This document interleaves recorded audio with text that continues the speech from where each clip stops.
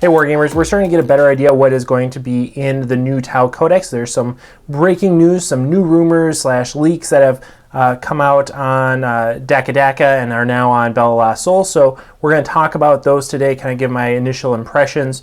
But before we do that, I want to say thanks for watching. If you like this video, go ahead, hit subscribe. That way you don't miss any of my upcoming videos detailing every step of the Tau release. So let's get started. Again, these came out earlier. I saw them earlier today on Daka. Now they're up on Bowls, and so I've had a little bit of time to think about combinations that I'd like, but I haven't spent that much time thinking about it. So again, this is stuff that my opinion is probably going to change over time if these are true. Of course, there's always the possibility that these are not accurate or somehow warped or fabricated or whatever you want to say about them. They're not confirmed official rules, so it's anybody's game right now. But for now, let's just assume that they are representative of what we're going to see in the Codex and kind of go through and see how everything looks. Of course, if you want to follow along, there is a link in the description below. You can find all these details there. Okay, so let's get started. Basically, there are three sets of rumors here. There are the Sept tenets, the Warlord traits for those Septs, and then the general Warlord traits for the Tau. So we don't have anything about stratagems. We don't have a lot of details on points reductions, although from Daka it sounds more like it's some pretty substantial point reductions in things like broadsides, riptides, bordering around 10 to 25% reduction in some of these options and some of the base points. So a significant point decrease if you think about it over the entirety of your army. It may not seem like a whole lot. 10% point decrease on a single model may not seem that big of a deal, but think about that allowing you to bring 10% more of any particular unit. So it's important. Of course, there's also some rumors about points going up for things like gun drones, which in some ways is a good thing because it does make a fire warrior a more attractive option compared to a gun drone. So it does bring some internal balance there as well. So yeah, anyway, we don't really know what the point situation is going to be like, but in gist, most things are going down, a few things are going up. And yeah, so let's get into the stuff we actually have a little bit more context about, starting with the Warlord traits. So the first one is rerolling wounds of 1 against monsters and vehicles. This is fine if you were taking a quad fusion commander or something like that, or if you're taking long strike and making him your warlord. Either of those two options are going to be really benefited by this reroll 1s to wound, because currently they're going to be able to have access to rerolling 1s to hit via marker lights or anything like that. But that 1 to wound is killer when you just need a 2 or a 3 to wound, and now you don't get it.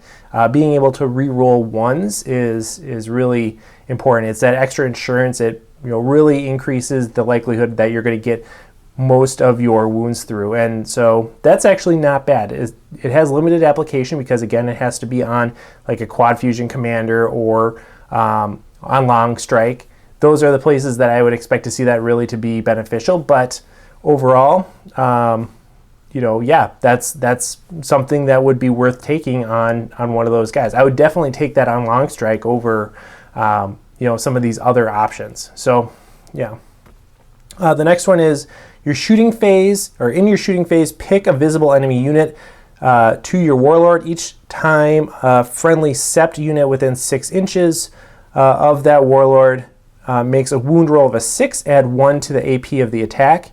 And just in case this isn't clear, if you're not following along, the actual content here is in broken English. It's not in complete sentences or anything like that. So I'm trying to relay it to you in a way that makes sense, but there could be some interpretation errors or something like that too. Right, so being able to add 1 to your AP for units that roll 6 to wound within 6 inches. It says 6 feet in the rumor on Bowls here. It only has the one little apostrophe. That would be 6 feet, which would be ridiculous. So I'm pretty sure it's going to be 6 inches.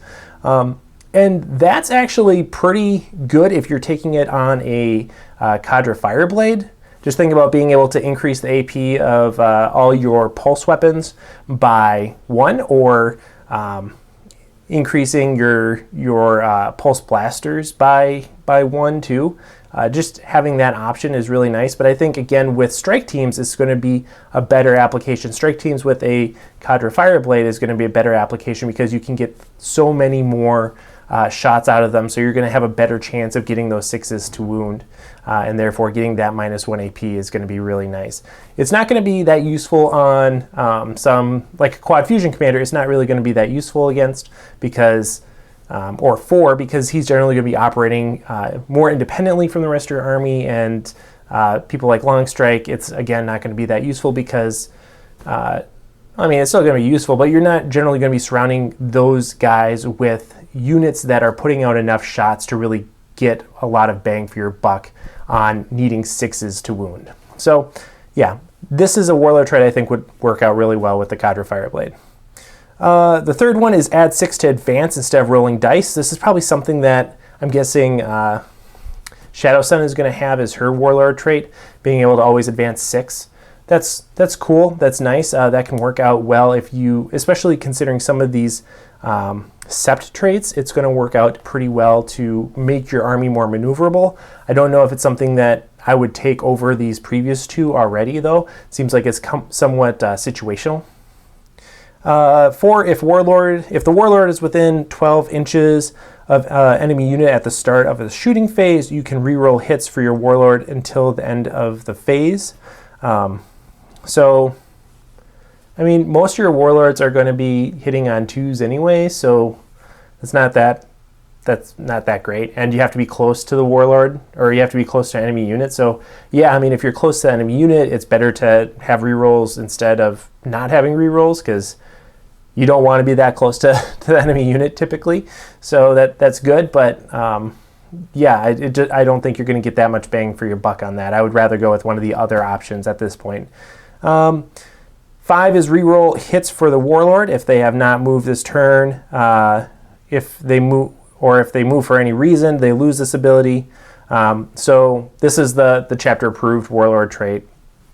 It's good if you have a guy that, like, a bunch of missile pods on them. That would be fine. That'd be, yeah. 6 is Warlord can advance and shoot as if he hasn't moved. Cool. Yeah. All right. I don't know.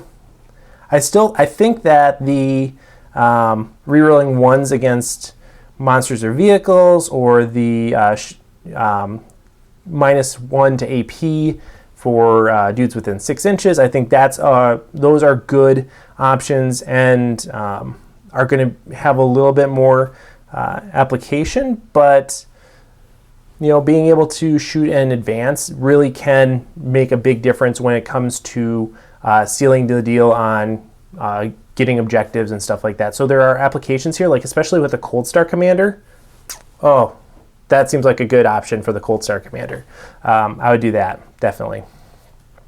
Yeah, okay, so Warlord traits overall, I think there's a few in there that are pretty good, a few that are pretty situational, and then some that are not that awesome, like the number 4 there, getting to reroll hits when you're within 12 of the 12 inches of enemy unit.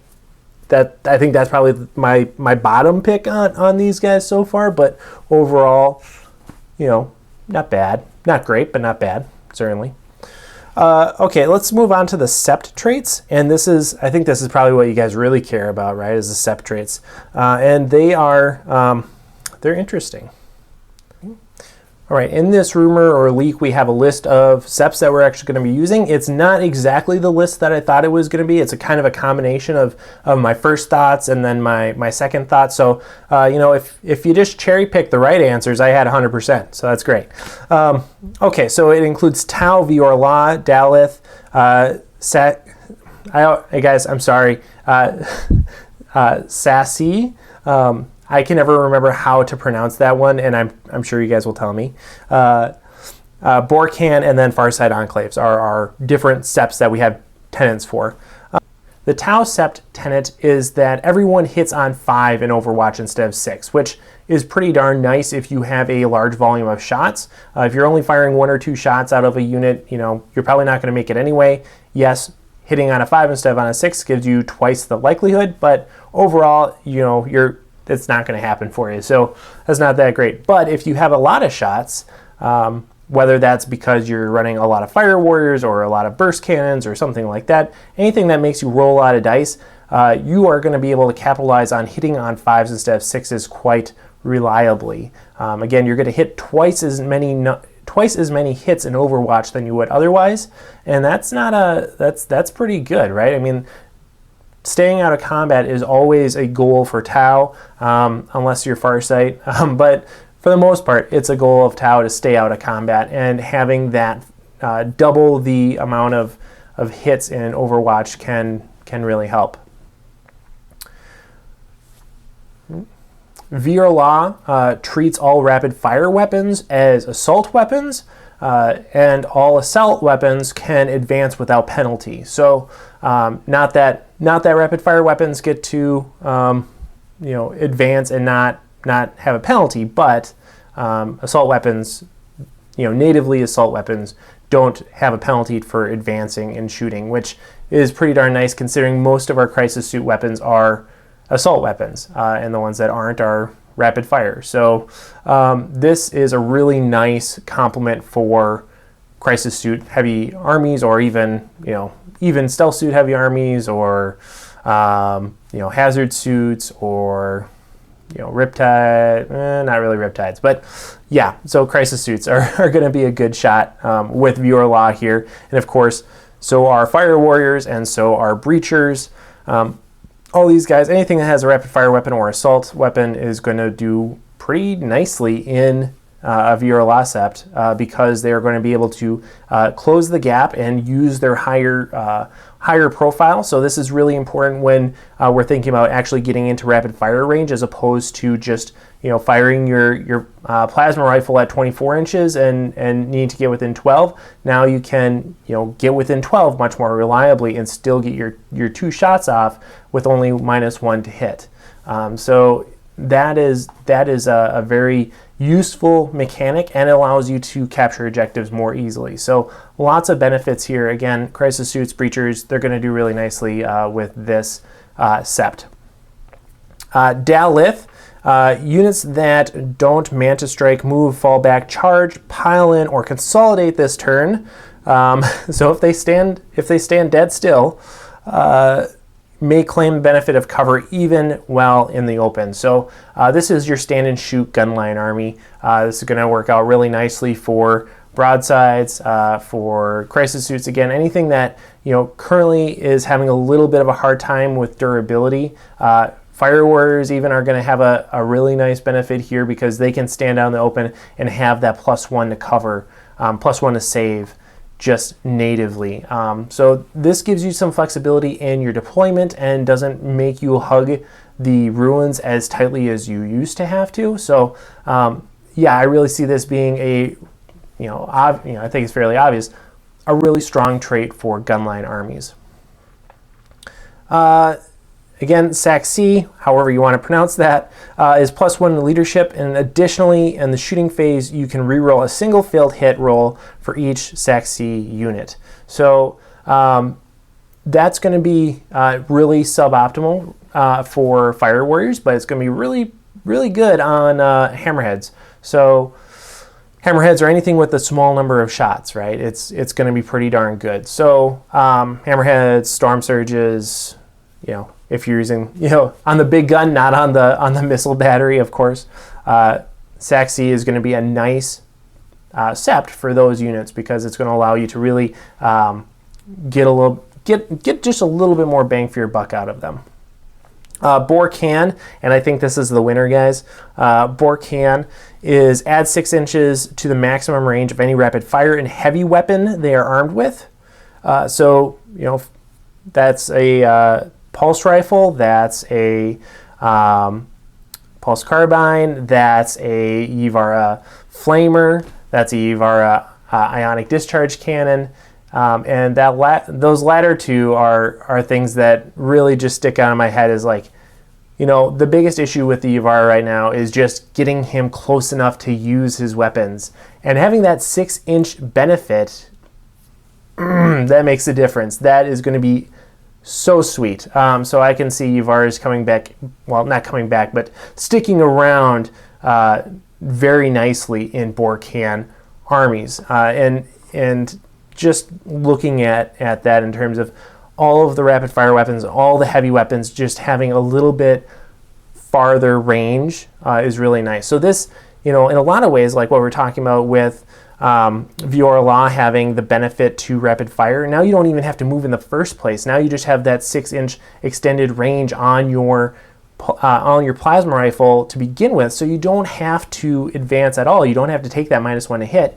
You can just fire it normally at 30-inch range, meaning that your rapid fire is 15 now, so 3 inches further. So just having that benefit alone makes rapid fire weapons very nice. And then again, things like heavy weapons, which the Yvara's weapons are, they're not assault, which is initially seems like a drawback because it's a fast unit, you want to advance with it, but now you don't have to advance because you can just move your normal distance and fire as if you had advanced in terms of your range, because you have that 6-inch extra range on your heavy weapons, which, guys, I'll do a whole video just talking about all the applications of the Borkan Sept trait if this is accurate, because there are so many different applications for places where this is actually going to make a huge difference. So yeah, I don't think I can understate how big that is. And then Farsight, guys, I'm sorry. So you re-roll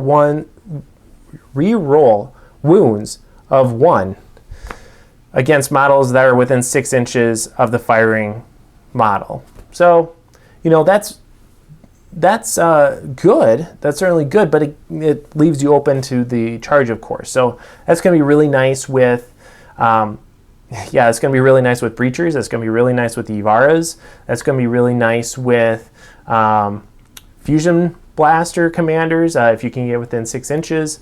Anybody that's going to be up close and personal, if you're really using that Mont-Ka strategy, is going to work out very nicely. And of course, there might be some stratagems that help facilitate that and really make that stand out. So who knows, maybe I'll be taking all that back and saying that Farsight is the best Sept, but in the vacuum, it seems like that's a good trait, but it's a very risky trait. I feel like you're going to be end up exposing yourself more than you want to in a lot of cases, and it's going to take very careful planning and very strict deployment to actually make that Warlord or make that Sept trait work out for you as a net benefit and not as a liability. But if you can pull it off, that's pretty awesome, being able to re-roll wounds of 1. That's gonna be nice. All right, so the last bit are the Warlord traits. So for Tau, it's a 5-up save against mortal wounds, which if you're going against a smite spam army, which is not going to be a thing really very much longer. That's pretty good, but for the most part, you should be keeping your Warlord behind other units that can soak those mortal wounds. So, I would say that's better than nothing, but not necessarily something that I would be like, oh yes, I'm always going to take that. It would be very situational. Warlord, if a Warlord has Master of War, Volley Fire, or failure is not an option, so is a commander, is a Fireblade, or is an ethereal, the range is increased to 9 inches. Additionally, if your army is Battleforged, you get +1 command point. +1 command point. Thank you. I'll take that. And then the range increasing to 9 inches. Yeah, for Volley Fire, well, I guess it depends. Maybe they tweak the wording on it or something, but a few extra inches doesn't really seem like it's really going to make that big of a difference, because for the most part I'm deploying everyone kind of in a circle, or rather having a few guys leading into the fire blade. So the extra range really doesn't matter for me for that. For Master of War ability, kind of a similar thing. It doesn't really make a difference, and neither does Failure is not an option. So I don't see a ton of benefit to that. I think that's a pretty minor increase to their abilities as they were in the index. Of course, if they change how they work in the Codex, maybe that's going to be awesome, but I don't know. Daleth is well within 12 inches of the Warlord. Friendly Kroot and Vespid units gain for the greater good. Which, if they're going to be if you're going to be playing a gun line, standing out in the middle of the open, claiming cover, yeah, sure.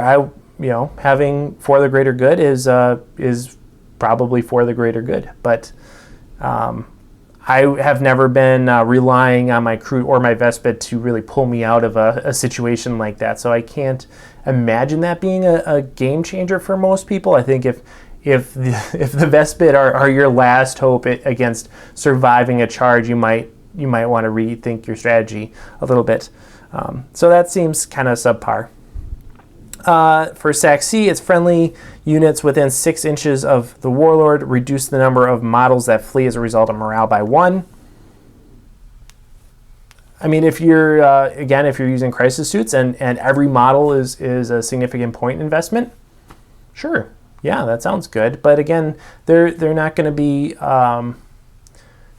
generally losing that many people to morale. Generally, if I'm losing a bunch of dudes in a crisis suit unit, they're all going to be dead or they're not. So whether I lose one guy to morale really isn't going to it really is an immaterial prospect. So and if I lose one fire warrior, I don't care. That's fine. Yeah, so that's kind of subpar again, I think. Of course, there are probably some application where that's really awesome. Like maybe if you're bringing a bunch of Kroot, maybe that's where you really want that. But I don't know. Borkan, for each hit roll made by the Warlord, +1 to wound for that hit.